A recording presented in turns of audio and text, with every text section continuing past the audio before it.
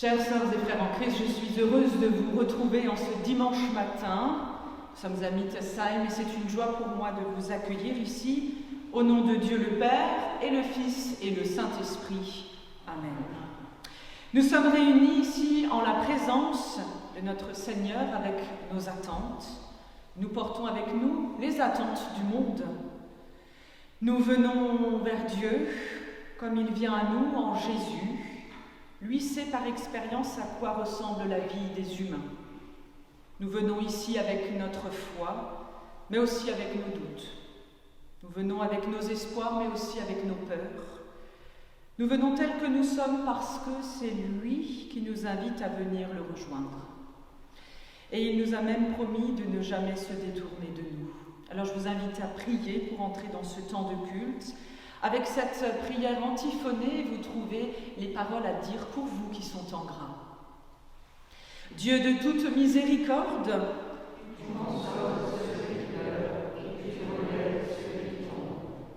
que ta parole retentisse en nos vies et nous délivre de toute mort. Et nous délivre de toute mort. À vous, allez-y, par Jésus-Christ, ton Fils, notre Seigneur,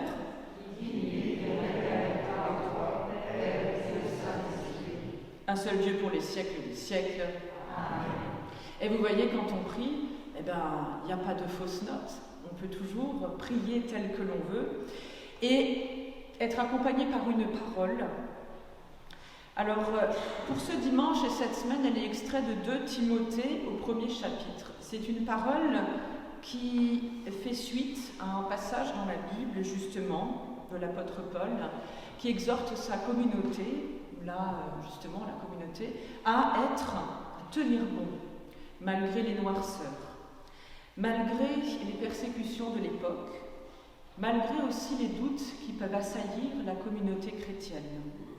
Ils se sentent fragilisés, faibles, et voici qu'il leur est dit, notre Sauveur, le Christ Jésus, a détruit la mort et fait briller la vie, et l'immortalité par l'Évangile. Que cette parole puisse nous éclairer et nous aider à tenir bon en cette période où, pour nous, tout est encore des fois instable, on peut le dire.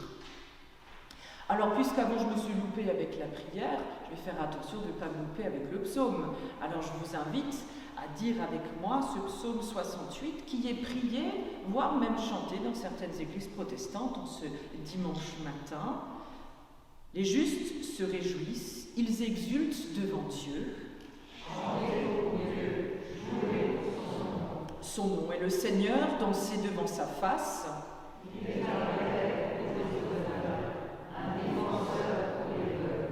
Tel est Dieu dans sa demeure sainte. Aux captifs, il rend la liberté. Jour après jour, Dieu nous comble de ses bienfaits. Au Seigneur Dieu appartiennent les portes de la mort.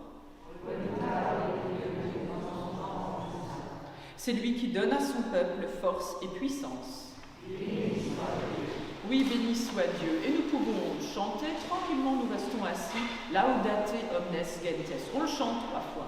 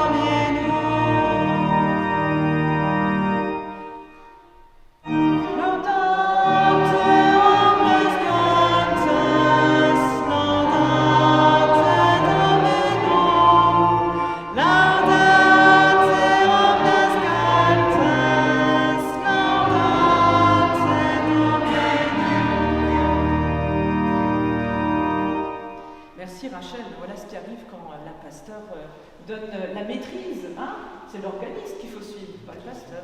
il chante faux, le pasteur, il se trompe, des fois, ça arrive. Alors on peut demander pardon à Dieu, aussi pour les choses qui se sont mal passées, qui auraient dû bien se passer et qui ont mal tourné, pour les choses dont nous ne sommes pas fiers, pour les choses, pour les personnes dont nous ne sommes pas fiers. Demander pardon aussi à Dieu et lui déposer ce qui nous habite, les erreurs, ce que nous n'avons pas non plus réussi à accomplir. Seigneur, tu fais de nous des pèlerins en ce monde.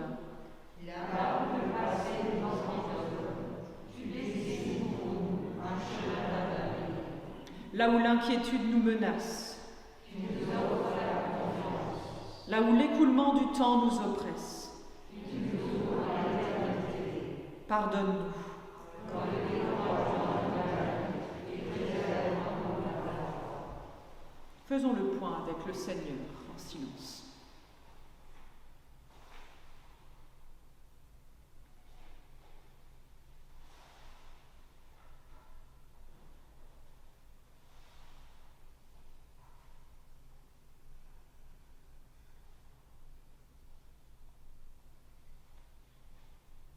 Sœurs et frères en Christ, Dieu notre Père nous fait miséricorde. En Jésus-Christ, il nous pardonne nos manquements.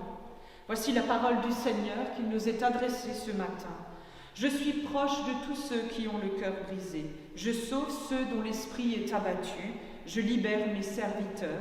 Pas de châtiment pour qui trouve en moi son refuge. Dieu fait grâce à tous ceux qui mettent leur confiance en lui. Amen. Et je vous invite, si vous le pouvez, à vous lever pour entonner, chanter, fredonner, profiter du cantique « Mon Rédempteur est vivant ».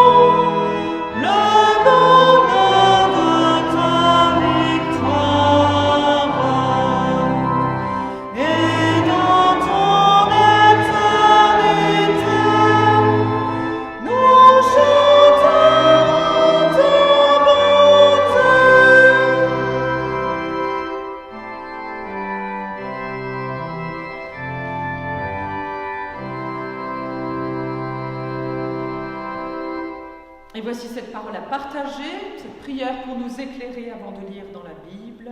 Nous écoutons la parole de Dieu. Prenez place. Vous pouvez suivre sur votre feuille la totalité de ce temps de culte ensemble et je vous propose de partager cette lecture biblique pour ce dimanche. C'est l'Évangile pour ce dimanche chez Jean au 11e chapitre.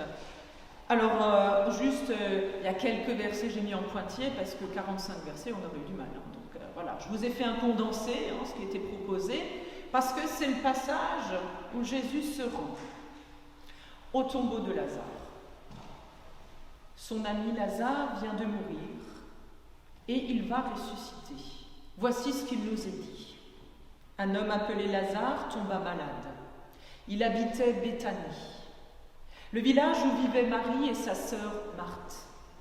Les deux sœurs envoyèrent quelqu'un dire à Jésus « Seigneur, ton ami est malade. » Quand Jésus arriva, il apprit que Lazare était dans la tombe depuis 4 jours déjà.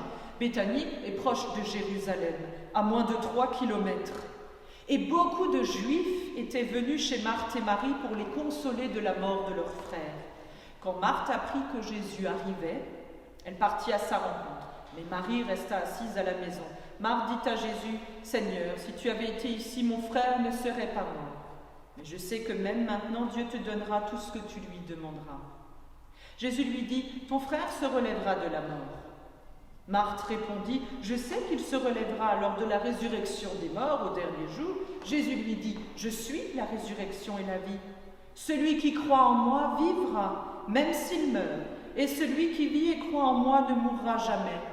Crois-tu cela ? » « Oui, Seigneur, répondit-elle. Je crois que tu es le Messie, tu es le Fils de Dieu, celui qui devait venir dans ce monde. » Jésus, de nouveau profondément ému, se rendit au tombeau. C'était une caverne dont l'entrée était fermée par une grosse pierre.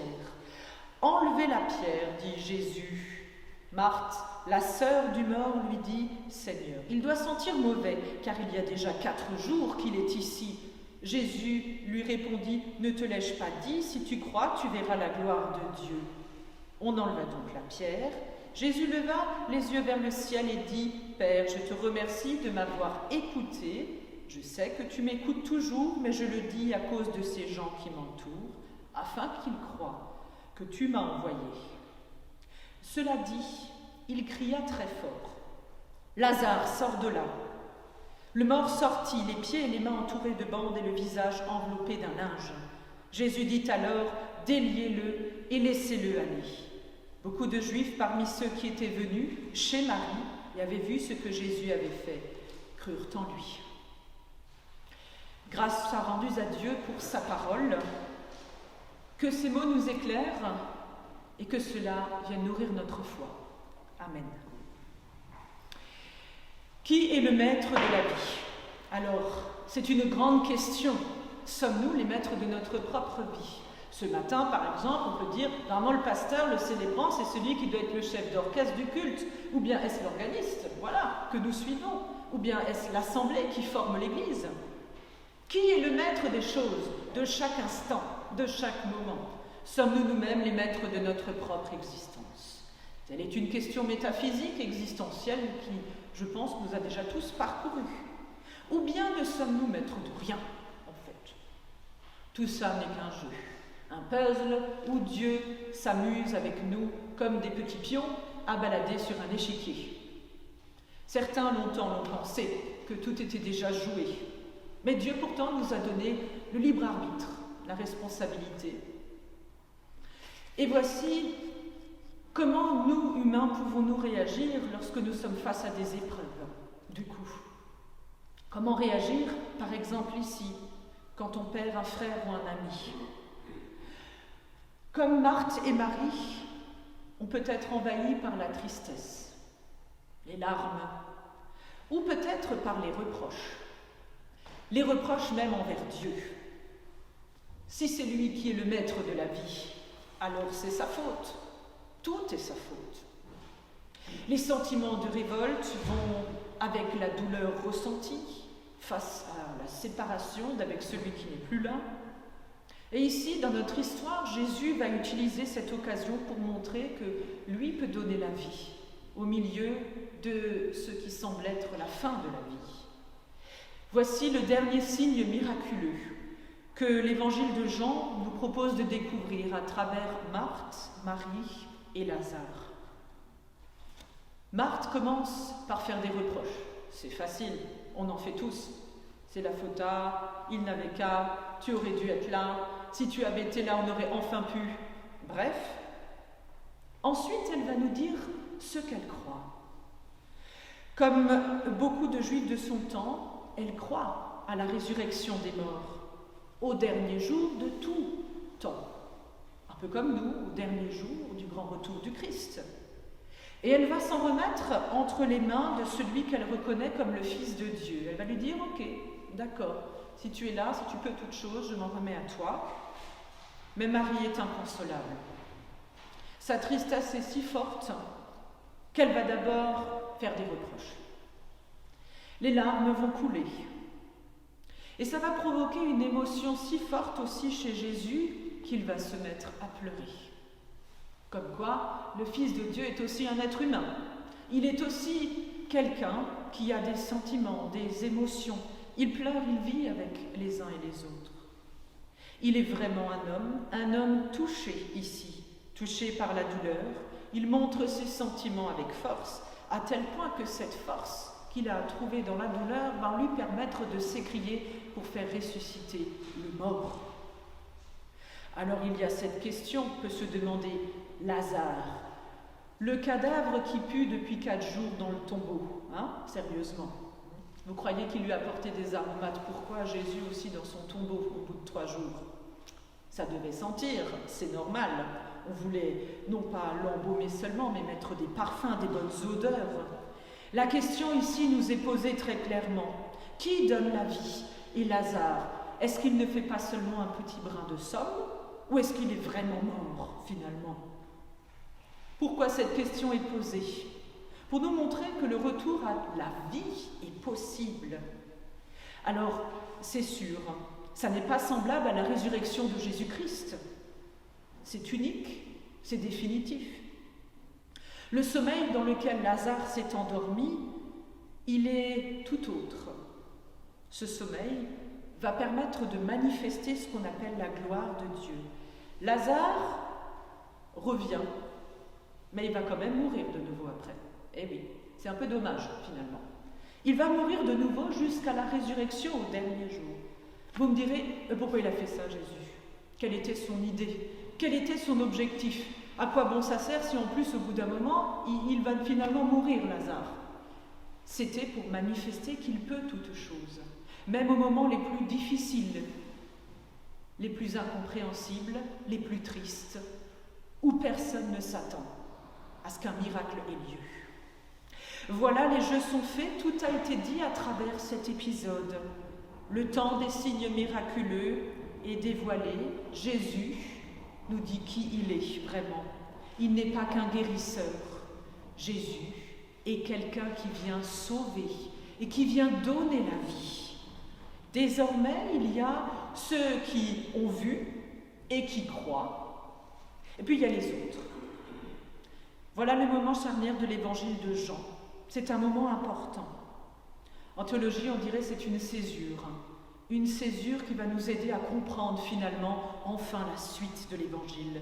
Vous savez, tous ces moments où Jésus rompra le pain avec ses disciples, où il va les préparer en disant qu'il va mourir mais qu'il reviendra, qu'ils n'ont pas à avoir peur. Bien sûr, personne n'avait compris.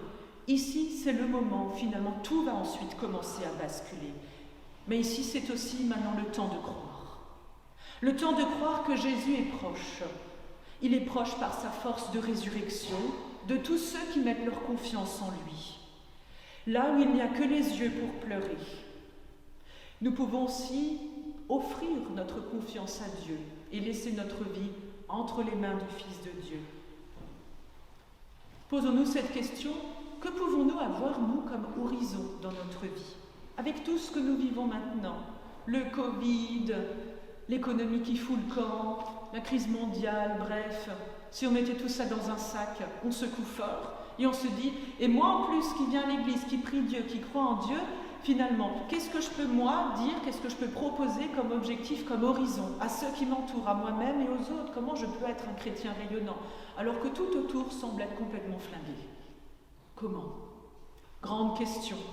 Je n'ai pas la solution, elle ne vient pas de moi, mais nous pouvons puiser à travers les paroles bibliques et justement, dans cette deuxième épître à Timothée, au 1er chapitre, cet autre texte du jour, nous invite à trouver des pistes de réflexion, pistes d'action, pistes pour nous nourrir dans notre vie aujourd'hui en tant que chrétiens. Il nous est donné ces paroles. L'esprit que Dieu nous a donné ne nous rend pas timides. Au contraire, cet esprit nous remplit de force, d'amour, de maîtrise de soi.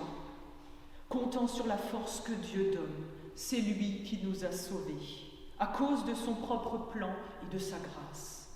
Il nous a accordé cette grâce par Jésus-Christ, avant tous les temps, mais il nous l'a manifestée maintenant par l'apparition de notre Sauveur Jésus-Christ. C'est lui qui a mis fin au pouvoir de la mort et qui, par la bonne nouvelle, a révélé la vie immortelle. Dieu nous donne la foi de continuer notre chemin de vie à chacune et chacun. Il nous donne la foi d'espérer en cette vie, malgré tout. Et il faut aux croyants, et il vous en faudra encore, de la persévérance et du courage pour continuer d'affirmer vos convictions, même pour venir à l'église, même pour prier chez vous. Il en faudra encore du courage et de la persévérance. Peut-être y aura-t-il encore des moments de découragement, il y aura des moments de larmes. Mais nous pouvons seulement souhaiter que l'Esprit de Dieu nous rende forts, car seul le Seigneur peut tout, en tout temps et en toutes choses. Telle est la confiance qu'il a mise en toute sa création. Amen.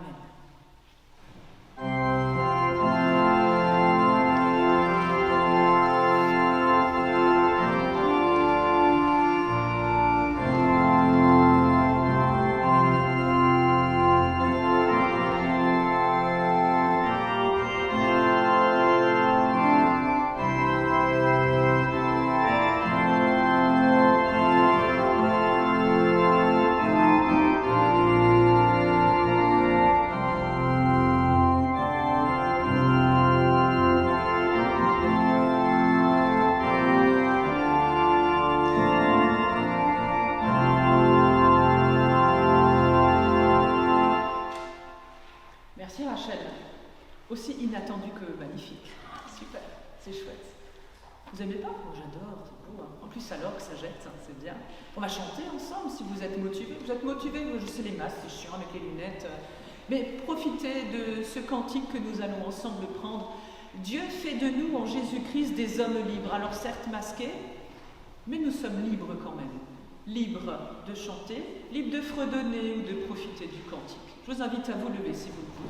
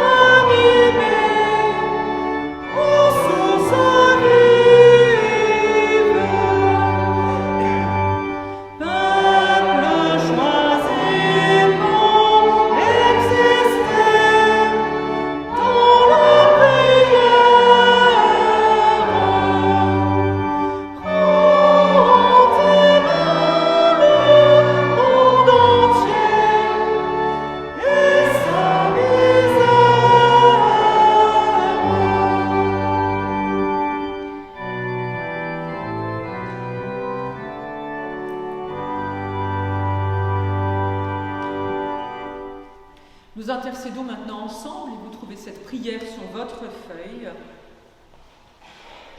Seigneur notre Dieu, par ta parole et ton esprit, tu as fondé l'Église.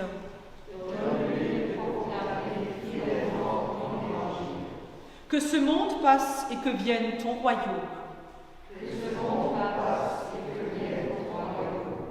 Nous te remettons les personnes isolées, malades et emprisonnées. Apporte-leur le réconfort Suscite en chacun de tes fidèles le désir d'aller à leur rencontre. Que ce monde passe et que vienne ton royaume. Nous te prions pour les chrétiens persécutés. Soutiens-les dans leurs épreuves. Et nous te prions pour ceux qui persécutent. Change leur cœur. Que la louange de ton nom jaillisse des extrémités de la terre. Que ce monde passe et que vienne ton royaume. Nous te confions notre pays et ceux qui le gouvernent. Accorde à nos dirigeants sagesse et discernement. Que leurs décisions soient source d'équité et de franchise. Que ce monde passe et que vienne ton royaume. Et dans le silence, nous confions au Seigneur tout ce qui nous tient particulièrement à cœur.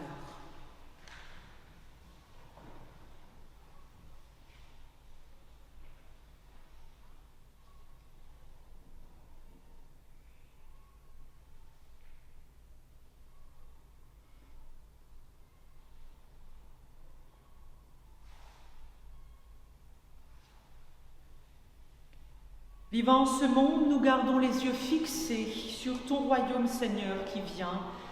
Reçois notre prière par Jésus le Christ, ton Fils, qui est notre Seigneur et notre frère, qui vit, qui nous fait vivre aujourd'hui et pour toujours. À toi nous disons, Seigneur, notre Père, qui es aux cieux, que ton nom soit sanctifié, que ton règne vienne, que ta volonté soit faite sur la terre comme au ciel.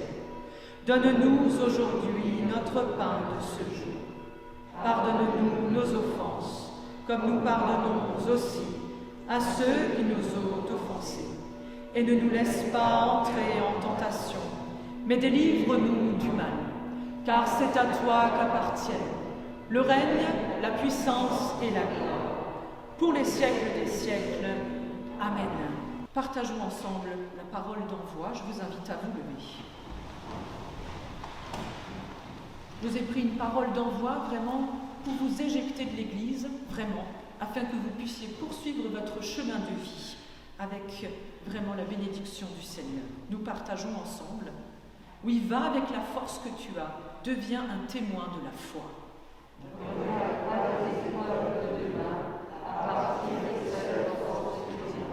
Dieu renouvelle sa grâce chaque matin, il calme tes angoisses, partage ton chemin. Dieu le Père, le Fils et le Saint-Esprit nous bénit et nous garde. Amen. Et je vous invite quelques instants à reprendre place pour le postulat.